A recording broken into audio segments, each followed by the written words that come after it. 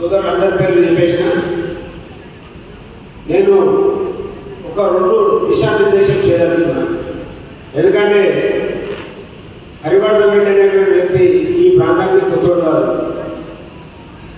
ఉమ్మడి ఆంధ్రప్రదేశ్లోనే అతిపెద్ద నియోజకవర్గం ఉన్నటువంటి మేడ్చల్ నియోజకవర్గంలో 99లోనే అందరికంటే చిన్న వయసుగా పోటీ చేసినటువంటి వ్యక్తి కాబట్టి మీ అందరికీ పరిస్థితి. అదే కాకుండా 2009లో ఒక కార్పొరేటర్గా ఈ ప్రాంతానికి వస్తే ఒక మేయర్ అభ్యర్థిగా ఆదరించి గుండెల్లో పెట్టుకుని మీ అందరూ కూడా నన్ను గెలిపించినటువంటి వ్యక్తులు ఈ ప్రాంతం ఇక్కడ ఉన్నారు వ్యక్తులు.